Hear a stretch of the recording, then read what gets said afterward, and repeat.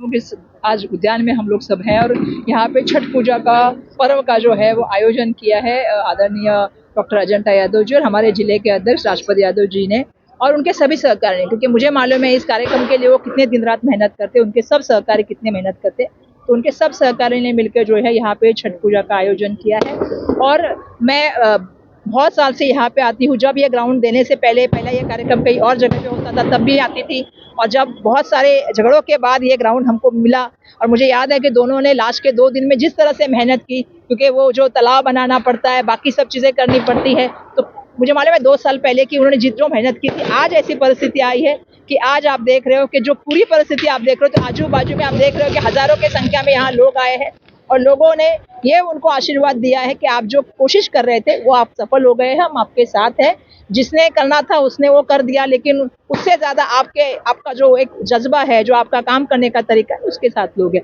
और मैंने ये देखा है कि छठ पूजा, छोटी मैया को तो सबसे पहले प्रणाम करना चाहती हूँ, लेकिन मैंने ये देखा है कि आज का दिन मैं प्रकृति को समर्पित करना चाहूंगी। जैसे मैंने कहा, क्योंकि आज सूर्य भगवान को लोग जो है वो जल चढ़ाते हैं। उसके बाद आप देखोगे तो मैंने देखा गन्ने का वहाँ पे जो है वो गन्ने का पूरा वहाँ पे सामान है। आप देखोगे तो फल फ्रूट है, सब्जियां है, अलग अलग। तो आज का ये दिन जो है वो किसान को समर्पित करना चाहेंगे, जो किसान इस देश के अनाज उगाने का काम करता है। हम महाराष्ट्र में, मैंने थोड़ी देर पहले भी इनसे बात करते हुए कहा कि महाराष्ट्र में जिस तरह से आज ओला दुष्काल आया है, बहुत सारे बारिश हो गई है, उसकी वजह से जो है हमारे खेतों में पानी चला गया, नुकसान हो गया किसानों का, साथ में घर टूटे कुछ लोगों के। तो सबसे बड़ा नुकसान तो जान मान का होता है, कुछ लोगों की जान माल भी उसमें चली गई है, तो उनको सरकार की तरफ से मदद होनी चाहिए, ये भी मेरी मांग है। और मैंने जैसे कहा कि हमको प्रकृति को बचाना चाहिए, ये जल, ये हमारा सूरज है, या हमारी धरती है, या हमारे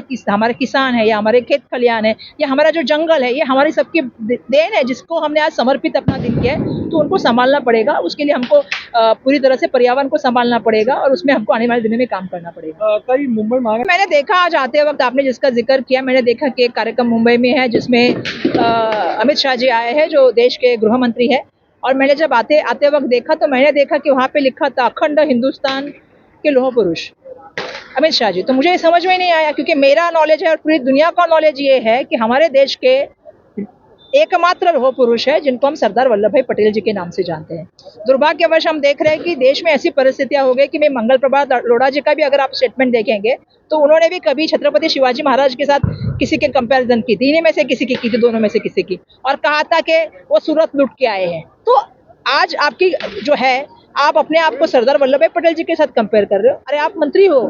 लेकिन उन्होंने देश की स्वतंत्रता के लिए काम किया, उन्होंने इस देश को एक संघ रखने के लिए काम किया, उन्होंने आरएसएस को बैन करने का काम किया। उनमें जो शक्ति थी, इसीलिए उनको जो है लोगों ने लौह पुरुष कहा। और आप कल, मुझे अगर ये हो रहा है, अभी टेंशन इस बात का भी आ रहा है, चिंता इस बात की भी हो रही है कि कल जो स्टैचू आपने बनाया उस पर भी आप अपना चेहरा तो नहीं लगाना चाहते, क्योंकि जिस तरह से मैंने थोड़ी देर पहले कहा कि अहमदाबाद का जो सरदार वल्लभ भाई पटेल स्टेडियम है, उस स्टेडियम को आपको मालूम है कि नाम बदल के नरेंद्र मोदी स्टेडियम देने का काम किया। हम देख रहे हैं कि जिस तरह से महापुरुषों का बराबरी अपने से करने का, जो कि राष्ट्र पुरुषों का बराबरी अपने साथ करने की जो चली है घोड़, और वो भी बीजेपी के कटआउट लगे हैं, ऐसा नहीं कि किसी और ने लगाया है, नीचे मुंबई के अध्यक्ष का नाम है, फोटो है। तो इस तरह से अगर आप लोग कर रहे हैं तो ये गलत बात है। वो राष्ट्र पुरुष है